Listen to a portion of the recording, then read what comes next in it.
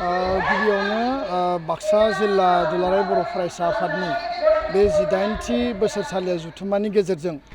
बाक्सा जिल्ला आरो तामुलपुर जिल्ला मोननै जिल्ला जोङो गोदानै दुलाराय बर' फरायसा आफादनि मिरुनि थांखि बायदि मोननै एडमिनिस्ट्रेशन जानायनि उनाव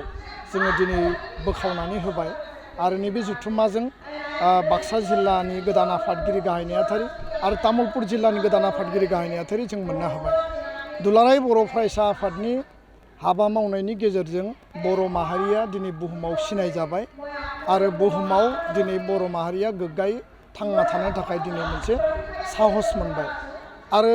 बड'फा उपेन्द्रनाथ ब्रह्मआ जि उद्देश्यजों जि थांखिजों गेरेमसा माहारि दानायनि बाथ्रा बिथाङा बड'लेण्ड सोमावसारनायनि समाव बर' हारिनो होनानै गालांदोंमोन। बे माने मास्टार रेसनि जि मोनसे थांखि आरो जि आइडिय'लजि दंमोन बे फिल'सफिखौनो लानानै दिनै दुलाराय बर' फरायसा आफादा हाबा मावगासिनो दङ आरो बेखायनो खुनु माने समाव दुलाराय बर' फरायसा आफादा मालाबाबो बाहेरा सक्तियानो जा इसिंनि सक्तियानो जा सरकारनि माने फान्ड फान्दायनायानो जा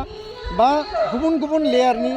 जिखिनि परिबेसानो फैया मानो दुलाराय बर' फरायसा आफादखौ मालाबाबो दुरबल खालामनो हायाखै, मालाबाबो जोंखौ माने बेबायदि जेंना बा बेबायदि थासारियाव जोंखौ खोख्लैनो हायाखै। दा बेखायनो दिनैनि समाव सक्तिशालि भाबै दुलाराय बर' फरायसा आफादा गुन गोनां सोलोंथाइखौ लानानै जों हाबा मावगासिनो दङ। सुबुं सम्पद बानायनाय, मोजां मानसि दानाय आरो मोजां केरियार दाना होनाय आरो गुबुन फारसेथिं बर' हारिखौ टटेल मोनसे ट्रान्सफरमेसन खालामनो थाखाय जोङो हा हुनि रैखाथिनि बागै समाजारि बिथिं माने जौ जुवा दायना दायनि आरो ड्राग्सनि जि मोनसे सोलिबाय थादों बे थासारिफोरखौ समाजाव परिबर्तन लाबोनो थाखाय हाबा हारिमुखौ बारायनो आरो रांखान्थि दिगाव जोङो जौगानो थाखाय बड'फा मिशन फर सास्टेनेबल चेन्ज बिनि गेजेरजों जों खामानि मावगासिनो दङ। जोङो मोनथाम दिगखौ थिग खालामनानै लादों जे सोलोंथाइखौ थिग खालामनांगौ आरो स्पर्ट्सनि गेजेरजों आन्डार 13 फुटबल टुर्नामेन्ट पाथिनायनि गेजेरजों जोंनि फंबाय बिनानाव बिथांमोननि केरियार दानांगौ आरो गुबुन मोनसे दिगा जाबाय जे कालचारनि गेजेरजों बर' हारिनि आइडेन्टिटिखौ प्रिजार्भ खालामनांगौ। बिश्व दरबाराव बर'नि गाननाय जोमनाय, बर'नि दानाय लुनाय, बर'नि मोसानाय मुसुरनाय गासै बिथिंखौ जोङो दिन्थिनांगौ आरो केरियार हिसाबै देंखोमु 1, 2, 3 बिनि गेजेरजों जोंनि इयुन जोलैनो मोनसे केरियार दानानै होनांगौ। दा बे गासै बिथिंखौ जोङो मावबाय थादों आरो बिनि अनगायैबो बिटिआर गोजोन गोरोबथानि जायफोर दफा दङ बे दफा मानेनि जिखिनि गुबै दफा दङमोन बेयाव सिमा बारायनाय, सानजाहा सनितपुर बिश्वनाथनि सिमा बारायनाय आरो लोगोसेनो आर्टिकेल 280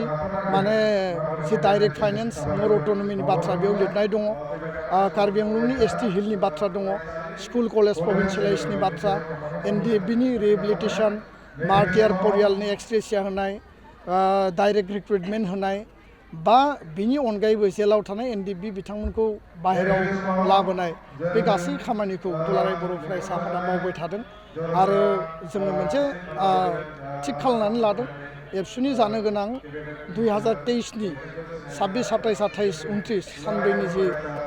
जथुम्मा जागोन बे थान्दै मेलाव जों गुवारै गोथौयै सावरायगोन। एकर्डनि दफाफ्रा बेसेबां मावफुंजाखो, मा प्रसेसआव दङ आरो मा आद्रा जानानै दङ आरो बेयाव डेलिगेटआ मोनसे माने हाइस्ट डिसिसनखौ होगोन जे एकर्डनि दफा मावफुंनाया राइट ट्रेकआव दंना गैया। सरकारा बेखौ टाइम बाउन्ड इमप्लिमेन्टेसन खालामना खालायाखै आरो जुदि सरकारा जुदि लेहेम खालायदोंबा डिले खालामदोंब्ला बिनि बिकल्प पन्थाबो लानाय जागोन। दा बेखायनो दुलाराय बर' फरायसा आफादखौ जायफोरा दिनै सोंखारिदों आङो नुदों सोरबाया आन्दलन खालामनो थाङो बड'लेण्डनि मुङाव आरो एबसु बायदि आफादखौ दुरबल खालामनो थाखाय बर' हारि मोजोमसेल' बर' हारि, खम सुबुं अनजिमा थानाय बर' हारि, गुबुन गिदिर सुबुं अनजिमा थानाय हारिनि रुजुनायाव नाथाय बर' हारिनिख्रुइबो खम सुबुं अनजिमा थानाय हारिबो दङ। खिन्थु जोंनि हारिया खौसेथि थांना थानायनि बाथ्राखौ जों स्ल'गानखौ होबोदों। बड'फाया बुहुमनि बर'फोरखौ खौसेथियै थांना थानो थाखाय बिथाङा खावलायलांदों आरो बिथाङा बुंदों जे आं थैनोसैयाव दुखु गैया, नाथाय आङो थैनायनि उनाव आंनि आदर्शआ बा हारि दानायनि आदर्शआ जुदि थैलाङोब्ला आंहा बेयाव दुखु थागोन। बेबायदि समाव बड'फानि मुं लानानै, बड'लेण्डनि मुं लानानै माहारि गावस्रानायनि माहारि डिभिजननि बाथ्रा आरो सोरखौबा मुं सुनाय एबसु बायदि जातीय संगठन माहारियारि आफादखौ दुरबल खालामनाय आरो आन्दलन खालामनो थांनानै एबसुखौ टारगेट खालामनानै स्ल'गान होनाय बा एबसुखौ सोंखारिनाय जायफोरा दिनै गावखौनो माने फिट होननानै साननानै लादों खोब सेन्टिमेन्टेल आबेगिक बाथ्रा बुंनानै रायजोफोरखौ गोदौ होनायनि मोनसे टारगेट बा मोनसे गल सेट खालामनानै लादों बिथांमोननि गुबै आखल आखुखौ रायजो राजाफ्रा बे 1, 2, 3, 6 मास बा 1, 2 बोसोराव मिथिनाय नङा बिथांमोननि गुबै आखल आखुआ मा बेखौ फैबाय थानाय 10 बोसोरसिम नायनांगोन आरो होमबासो जोङो बिसास खालामनो हागोन जे बिथांमोना हारिनि मावनो ओंखारदों खिन्थु हारिनि मावनो ओंखारनानै बड'लेण्डनि बाथ्रा बुंनानै आबेगिक बाथ्रा बुंनानै जुदि बिसायख'थि फैनायाव सोरनिबा जुदि लान्जाय हमोब्ला सोरखौबा सापर्ट होनायनि बाथ्रा बुङोब्ला सोरबाया गादि गोमा जानायनि थाखायसो जुदि आन्दलन जागायनो नागिरदोंब्ला जाय मानसिफोरा आन्दलननि समाव माने गोमानानै दङमोन आन्दलननि समाव बड'लेण्डनि थाखाय स्ल'गान होनो फैयामोन बिथांमोना माने कम्फर्ट जनाव दङमोन खिन्थु बिथांमोना दिनै माने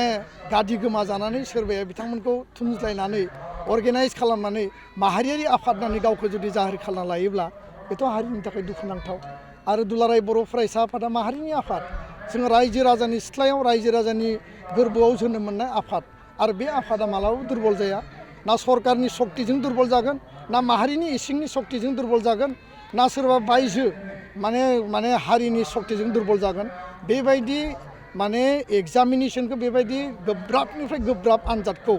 जोङो त्याग सेक्रिफाइसनि गेजेरजों जोङो टेस्ट खालामखांबाय आरो जोङो दिनै सक्तिशालि सिनस्रियाव गावनि सिनस्रियाव जों गसंनानै दङ दा बेखायनो आङो सानो जे बेबायदि जे बाथ्रा बुंनाय बे बाथ्रा बुंनायफोरनिफ्राय जायफोरा दिनै माने गावखौनो माने खोब माने देरगानाय सानदों बिथांमोना गोजानाव थानाया मोजां आरो जों कनफ्लिक्टखौ लुबैया जोङो पिसखौ लुबैयो आरो बयबो इउनाइटेडलि थानांगौ आं बेखौसो खावलायबाय ना दायो तामुलपुर डिस्ट्रिक्टआव जिखिनि एक्जिस्टिं प्रभिन्सियेलाइज कलेज दङ बेखौथ' जोङो थिग खालामनांगोन आरो जिखिनि भेन्सार कलेज दङ बेखौ प्रभिन्सियेलाइज खालामनांगोन एकर्ड बायदियै आरो बेयाव साइन्स आरो कमार्सनि थाखाय बा गुबुन गुबुन प्रफेसनेल कर्सनि थाखाय जोङो बा जिखिनि जोंनि इनस्टिटिउसन बा कलेज नांगौ हय जोङो स्ट्रिमखौ बा माने जोङो एडिसनेलि बिनांगोन नङाबा जोङो माखासे ओनसोलाव बै भेन्सार कलेजफ्रा प्रभिन्सियेलाइज जाखांनायनि उनाव जोङो मडेल कलेजनि थाखायबो डिमान्ड होनांगोन जाहाथे बेयाव ल' कलेज जायो जाहाथे बेयाव मोजां माने जोङो इनस्टिटिउसन मोनो होमबानिया तामुलपुरा गोदान जिल्ला हिसाबै बा गोग्लैसोनाय हिसाबै जोङो बेखौ एडभान्स लांनो हागोन नाथाय आं सानो जे तामुलपुरा खोब स्पिडै ग्रथ जानाय मोनसे जिल्ला जागोन खारन बेयाव मेडिकेल आरो माने केन्सार हस्पिटाल दिनै गायसननो हाबाय आं बेखायनो सानो जे फैबाय थानाय समाव तामुलपुर जिल्ला दुलाराय बर' फरायसा आफादा बे बिथिङाव मिरु आफादजों थाफानानै सरकारखौ नारसिननाय सरकारनिसिम जेंना जेंसि सुस्रांनायनि सायाव खामानि मावलांनो थाखाय स्कप मोनगोन आरो साक्सेसफुल जागोन होननानै आं मिजिंथियो गोजोन्थों